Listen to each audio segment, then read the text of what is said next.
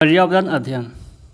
हम लोग इस वीडियो में आज प्रैक्टिस करेंगे 15 प्रश्नों का, जो सीटेट पेपर 1 के लिए इंपॉर्टेंट है। पेपर 2 में भी आपको यह काम आ सकता है, लेकिन यह मेनली सीटेट पेपर 1 का प्रीवियस ईयर का क्वेश्चन है।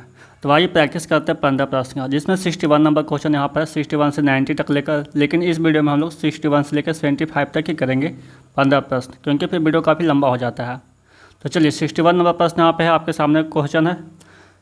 कक्षा 5 का समीर अक्सर समय पर पर्यावरण अध्ययन की शिक्षिका के पास दत्त कार्य जमा नहीं कराता, दत्त कार्य होमवर्क। इससे निपटने का सर्वोत्तम सुधारात्मक उपाय हो सकता है। क्या हो सकता है? 4 ऑप्शन दिया, उसमें सबको बताना है। इस बात के विषय में प्रधानाचार्य को सूचित करना, उसे खेलकूद की कक्षा में जाने से रोकना, अनियमितता के कारण पता करना और समीर को परामर्श देना, उसकी अनियमितता के बारे में अभिभावकों के लिए एक नोट लिखना। बताइए 61 का जो क्वेश्चन है उसके अनुसार आपका आंसर क्या होना चाहिए, बताइए। तो 61 का जो राइट आंसर है वो होगा आपका थर्ड, अनियमितता के कारण पता करना और समीर को परामर्श देना, क्योंकि उसका जो दत्त कार्य नहीं करने का जो उसका हैबिट बना हुआ है, तो उसका अनियमितता का जो है उसका कारण को हम पता करेंगे, उसके बाद हम उसको परामर्श देंगे। ठीक है, तो 61 का आपका राइट आंसर थर्ड हो गया। आइए इसे और डिटेल में समझ लेते हैं कि यदि प्राथमिक स्तर पर कोई विद्यार्थी समय पर दत्त कार्य जमा नहीं करता, तो इस समस्या के निवारण के लिए शिक्षिका को समस्या के कारणों का पता लगाना चाहिए तथा विद्यार्थियों को उचित परामर्श देना चाहिए। यदि आपके क्लासरूम में भी इस तरह का होता है तो सबसे पहले आप उसका कारण पता करेंगे। सिर्फ क्लासरूम में या दत्त कार्य के लिए नहीं, आपके जीवन से संबंधित कोई भी समस्या हो तो सबसे पहले आप उस समस्या का कारण पता करेंगे, उसके बाद उसका फिर आइडिया सोचेंगे। तो उसी प्रकार से यहाँ भी है कि दत्त कार्य नहीं करता, समय पर जमा नहीं करता, तो उसका कारण को पता करेंगे और फिर उसे परामर्श देंगे कि कैसे आप इसे सही कर सकते हैं। इस समस्या से संबंधित कई अन्य कारण भी हो सकते हैं, जैसे दत्त कार्य के स्तर पर छात्र के अनुसार न होना, छात्र की पारिवारिक स्थिति ठीक न होना, छात्र की मानसिक एवं शारीरिक स्थिति ठीक न होना। अतः शिक्षिका को उन सभी कारणों का अध्ययन करने के बाद ही विद्यार्थी का निर्देशन देना चाहिए। सबसे पहले उसका कारण जानेंगे, उसके बाद ही उसका हम सलूशन दे सकते हैं। बिना कारण जाने किसी पे कोई भी टिप्पणी करना सही नहीं होगा। चलिए नेक्स्ट प्रश्न पे चलते हैं। 62 नंबर प्रश्न यहाँ पे है, यह पढ़ाते समय कि कुछ समय के लिए खाद्य पदार्थों को किस तरह ताज़ा रखा जा सकता है। राधा अपनी कक्षा में निम्नलिखित अनेक तकनीकों की परिगणना करती है। EVS क्लास 3 to 5 में जब आप पढ़ेंगे तो किसी चीज़ को जो है खाने का सामान को वो अधिक दिनों तक कैसे रख सकते हैं उसके बारे में बताया गया, वहीं से यह क्वेश्चन उठाया गया है। यदि आपने अभी तक EVS का बुक NCERT बुक नहीं पढ़ा है तो पढ़ लीजिए। यदि आपके पास अवेलेबल नहीं है तो हमारे चैनल पर प्लेलिस्ट बना हुआ है क्लास 3, क्लास 4, क्लास 5 करके, और चैप्टर बाय चैप्टर बताया हुआ है और शॉर्ट नोट्स भी उस पर दिया हुआ है, तो आप उसे देख लें। तो चलिए इसमें पहला ऑप्शन आपका है कि उसे कटोरी में रखती है तथा कटोरी को एक खुले बर्तन में रख देती है जिसे ठंडा पानी है।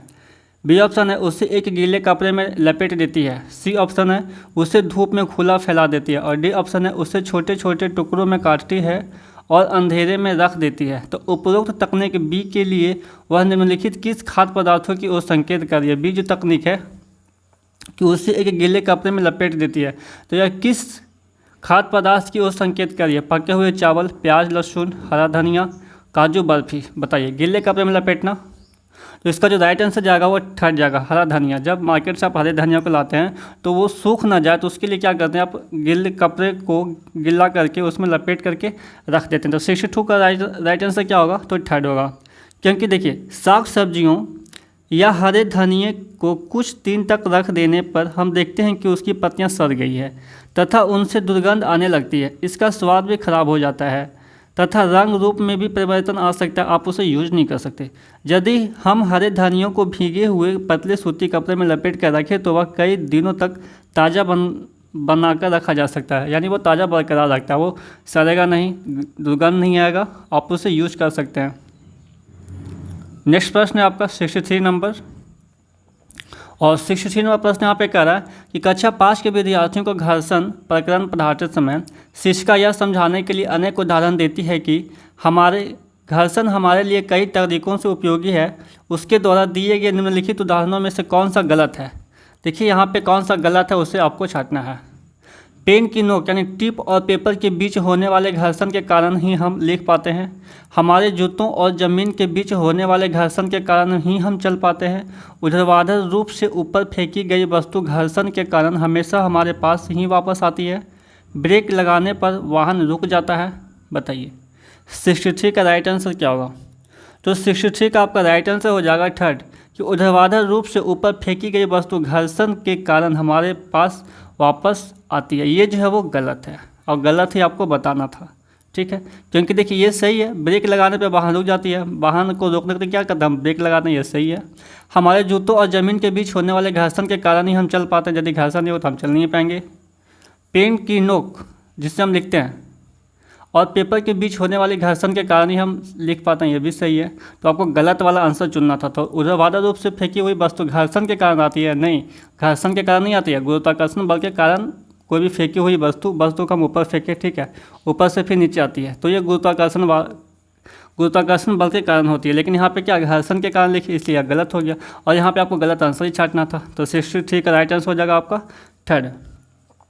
यानी जब कभी कोई वस्तु किसी दूसरी वस्तु की सतह पर सरकती है, लुढ़कती है या चलने की चेष्टा करती है, तब संपर्क में आने वाली सतहों के बीच घर्षण बल उत्पन्न हो जाता है, जो हमेशा गति की विपरीत दिशा में कार्य करता है। इससे स्पष्ट होता है कि उदाहरण 3 घर्षण का उदाहरण नहीं है, बल्कि गुरुत्व बल का उदाहरण है, जो अभी हमने आपको बताया, क्योंकि फेंकी गई वस्तु पर गुरुत्व बल कार्य कर रहा है, न कि घर्षण बल। चलिए नेक्स्ट प्रश्न पर चलते हैं, 64 नंबर। और 64 नंबर प्रश्न यहाँ पे कह रहा है, पानी के साथ प्रयोग करते हुए ज्योति यह देखती है कि स्टील की खाली कटोरी पानी पर तैरती है, लेकिन लोहे की एक छोटी कील डूब जाती है। इसे डैश डैश के स्थान पे क्या आएगा वो आपको बताना है। तथ्य द्वारा व्याख्यात किया जा सकता है। लौह पानी की तुलना में हल्का है और स्टील पानी की तुलना में भारी है।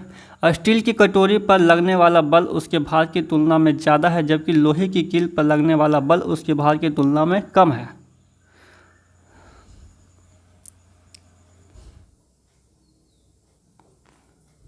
थर्ड नंबर ऑप्शन, लोहे की कील पर लगने वाला बल उसके लोहे की कील पर लगने वाला बल उसके भार की तुलना में ज़्यादा है, जबकि स्टील की कटोरी पर लगने वाला बल उसके भार की तुलना में कम है। और लास्ट ऑप्शन, लौह पानी की तुलना में भारी है और स्टील पानी की तुलना में हल्का है। बताइए चारों में से कौन सा आंसर होगा? मैं इसे छोटा कर देता हूँ, क्वेश्चंस के साथ में ऑप्शन भी दिखेंगे, आप देख सकते हैं। अब बताइए 64 का राइट आंसर क्या होगा? तो 64 का आपका राइट आंसर हो जाएगा 2, कि स्टील की कटोरी पर लगने वाला बल उसके भार की तुलना में ज़्यादा है, जबकि लोहे की कील पर लगने वाला बल उसके भार की तुलना में कम है।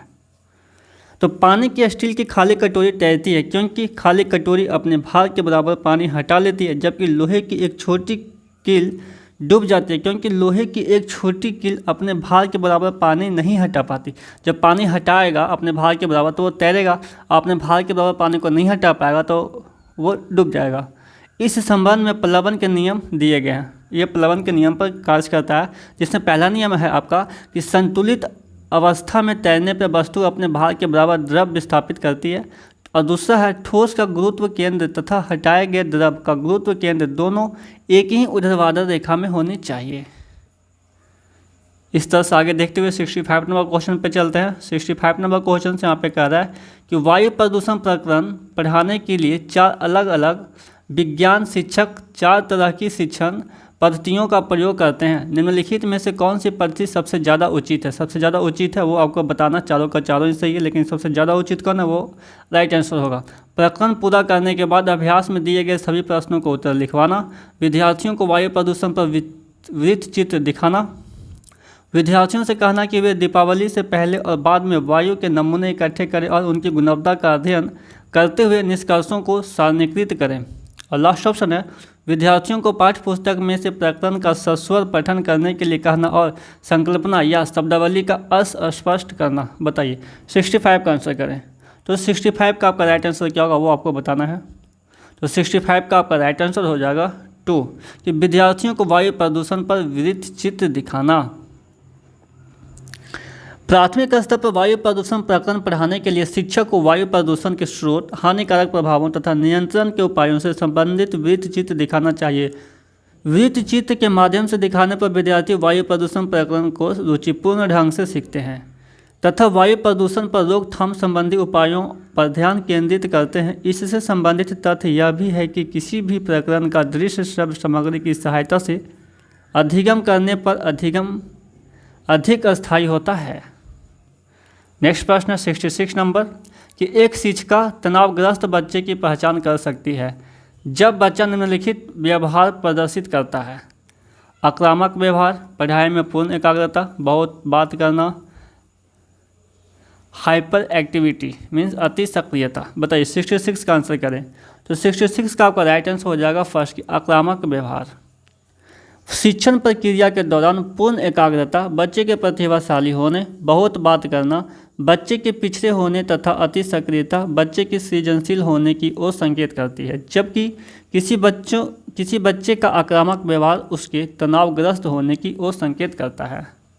नेक्स्ट प्रश्न 67 नंबर प्रश्न यहाँ पे कि अभिभावक शिक्षक अंतःक्रिया को उपलब्ध कराने का मुख्य उद्देश्य क्या है।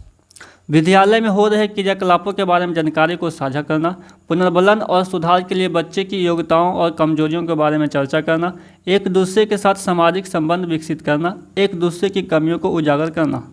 बताइए 67 का राइट आंसर करें। तो 67 का आपका राइट आंसर हो जाएगा 2 कि पुनर्बलन और सुधार के लिए बच्चे की योग्यताओं और कमजोरियों के बारे में चर्चा करना। पुनर्बलन और सुधार के लिए बच्चों की योग्यताओं और कमजोरियों का मूल्यांकन करते हुए बच्चे के भविष्य के निर्माण के विषय में आवश्यक बिंदुओं पर ध्यान देना अभिभावक शिक्षक अंतःक्रियाओं को उपलब्ध कराने का मुख्य उद्देश्य है। नेक्स्ट प्रश्न है आपका 68 नंबर प्रश्न यहाँ पे कह रहा है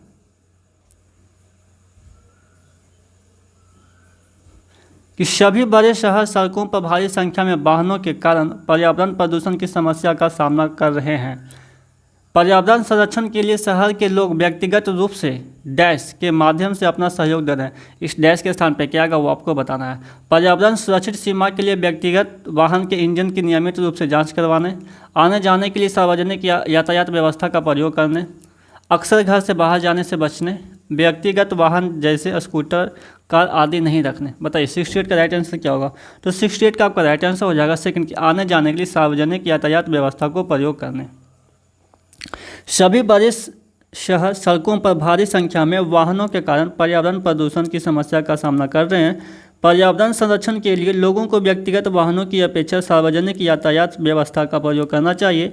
ऐसा करने से सड़क पर चलने वाले वाहनों की संख्या कम होने के कारण प्रदूषण में भी कमी आएगी। नेक्स्ट प्रश्न 69 नंबर कि वायु हर जगह है प्रकरण पर पढ़ाते समय एक शिक्षक विद्यार्थी से निम्नलिखित प्रश्न पूछता है कि क्या मृदा में वायु है, क्या पानी के अंदर वायु है, क्या हमारे शरीर में वायु है, क्या हमारी हड्डियों में वायु है। शिक्षक शिक्षार्थियों में निम्नलिखित में से कौन सा कौशल विकसित करने का प्रयास कर रहा है।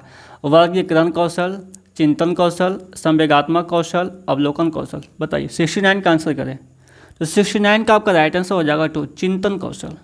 शिक्षक शिक्षार्थियों से प्रत्येक प्रश्न के माध्यम से वायु की स्थिति के विषय में प्रश्न पूछ रहा है, जिससे शिक्षार्थी यह चिंतन कर रहे हैं कि मृदा में वायु है या नहीं, पानी में वायु है या नहीं। इस प्रकार के प्रश्नों से शिक्षार्थी वायु की उपस्थिति के बारे में सोचते हैं तथा निष्कर्ष निकालते हैं कि वायु कहाँ कहाँ विद्यमान है और कहाँ नहीं पाई जाती है। नेक्स्ट प्रश्न 70 नंबर कि निम्नलिखित में से भोजन बनाने का कौन सा तरीका अच्छा है। सब्जियों को अच्छी तरह से धोना और फिर काटना, सब्जियों को काटना और तब उन्हें चलते पानी में धोना, सब्जियों को काटने और पकाने से पहले उन्हें कुछ समय के लिए धूप में रखना, बैक्टीरिया नष्ट करने के लिए सब्जियों को गहरे तलते हुए पकाना। बताइए 70 का आंसर करें। तो 70 का आपका राइट आंसर हो जाएगा फर्स्ट कि सब्जियों को अच्छी तरह से धोना और फिर काटना। भोजन पकाने से पहले सब्जी को अच्छी तरह धोकर और फिर काटना चाहिए, क्योंकि सब्जी काटने के बाद धुलने से सब्जी में से विटामिन सी एवं कुछ अन्य पोषक तत्व निकल जाते हैं। बैक्टीरिया नष्ट करने के लिए सब्जियों को गहरे तलते हुए पकाना यह एक भ्रम मात्र है, बल्कि पौष्टिक भोजन बनाने के लिए सब्जी में वसा का प्रयोग सीमित एवं उचित मात्रा में ही करना चाहिए। नेक्स्ट प्रश्न 71 नंबर, और 71 नंबर प्रश्न यहाँ पे कह रहा है कि पर्यावरण अध्ययन मीन्स EVS इन्वायरमेंटल स्टडी किस चीज़ का वायु प्रकरण को पढ़ाते समय यह प्रदर्शित करना चाहती है कि वायु में भार होता है और वह जगह घेरती है। वायु में भार होता है और वायु जगह घेरती है। उसके सहयोगी इस उद्देश्य के लिए उसे निम्नलिखित 4 विभिन्न गतिविधियां सुझाते हैं। खाली उल्टा बीकर पानी की सतह के ऊपर रखें और उसे नीचे ढकेलें।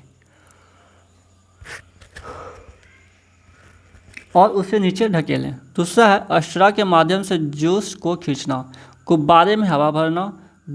2 भरे हुए गुब्बारे एक छड़ से बांधे तथा साम्यावस्था में ले आएं, तब किसी एक गुब्बारे को फोड़ दें।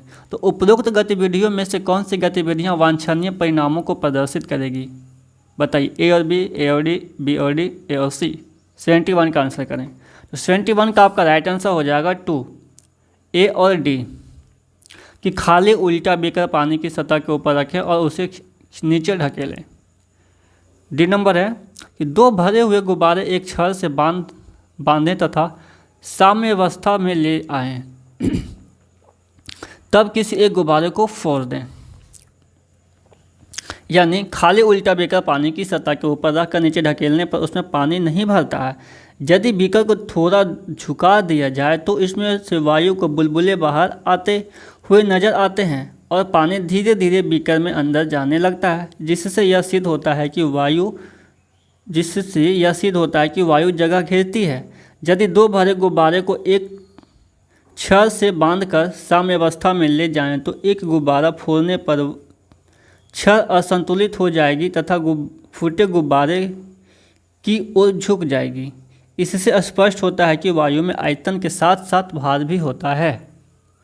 नेक्स्ट प्रश्न आपका 72 नंबर कि एक विज्ञान शिक्षिका श्वसन प्रकरण पढ़ाने के बाद परीक्षा का आयोजन करती है और यह देखती है कि अधिकांश विद्यार्थी श्वसन और सांस लेने के बीच अंतर को नहीं समझते हैं।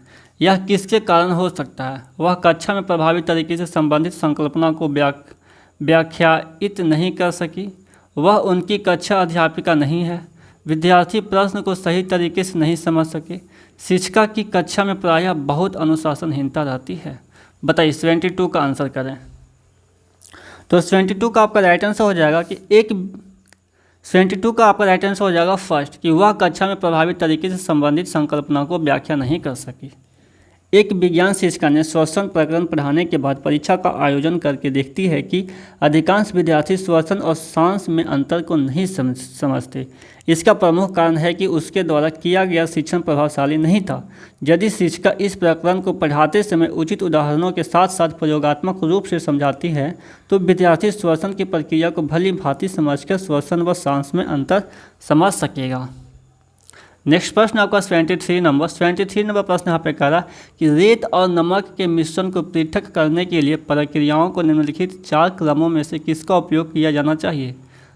बताइए, 4 यहाँ पे ऑप्शन दिया, किसका प्रयोग किया जाना चाहिए? बताइए, मैं आपको टाइम देता हूँ 10 सेकेंड।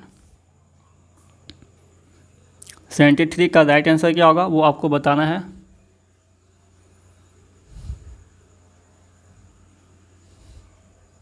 तो 73 का अब तक आप लोगों ने आंसर ढूंढ लिया होगा। तो 73 का आपका राइट आंसर हो जाएगा 4। पहले अवसादन, निस्तारण, निस्संदन, फिर वाष्पन। यानी रेत और नमक के मिश्रण में जल मिलाने पर भारी अवयवों के नीचे तली में बैठ जाने के प्रक्रम को अवसादन कहते हैं। अवसादित मिश्रण को बिना हिलाए जल को रेत और नमक सहित उड़ेलने की क्रिया को निस्तारण कहते हैं।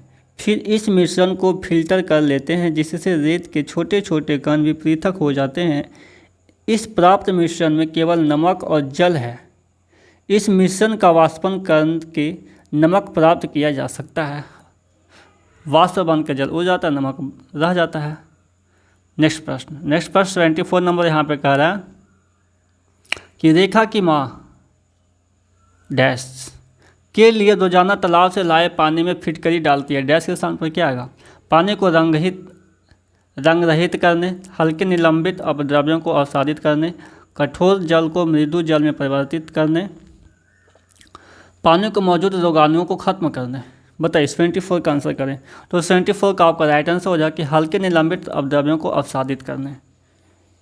रेखा की माँ तालाब से पानी लेकर आने के बाद उसमें फिटकरी डाल कर रखती है, जिससे जल स्थिर होने पर उसमें घुली हुई अशुद्धियाँ निलंबित होकर नीचे बैठ जाती है। यह प्रक्रिया अवसादन कहलाती है। पानी में मौजूद रोगाणुओं को खत्म करने के लिए क्लोरीन का उपयोग किया जाता है, जबकि कठोर जल को मृदु जल में परिवर्तन के लिए इसे उबालते या फिर चूना मिलाते हैं। नेक्स्ट प्रश्न है आपका 75 नंबर प्रश्न यहाँ पे कह रहा है कि भारोत्तोलकों को प्रायः ज़्यादा मांसपेशियाँ और बॉडी मास बनाने की आवश्यकता होती है। इस उद्देश्य के लिए उन्हें ऐसा आहार लेने की आवश्यकता है जो डैश से भरपूर हो, प्रोटीन, कार्बोहाइड्रेट, वसा, विटामिन। बताइए 75 का आंसर करें। तो 75 का आपको राइट आंसर हो जाएगा फर्स्ट, प्रोटीन। उनको प्रोटीन की सख्त आवश्यकता होती है। भारोत्तोलक को प्रायः ज़्यादा मांसपेशियों और बॉडी मास बनाने की आवश्यकता होती है। इस उद्देश्य के लिए प्रोटीन युक्त आहार लेने की आवश्यकता होती है, क्योंकि प्रोटीन युक्त भोजन शारीरिक मांसपेशियों एवं अन्य अवयवों के निर्माण में मुख्य भूमिका निभाता है। प्रोटीन की आवश्यकता शरीर की वृद्धि तथा स्वस्थ रहने के लिए होती है। इस प्रकार के भोजन को प्रायः शरीर वर्धक भोजन कहते हैं। तो आपका नेक्स्ट प्रश्न नहीं है, 75 तक ही था। तो चलिए फिर मिलते हैं नेक्स्ट वीडियो में। 15 प्रश्न को प्रैक्टिस करेंगे।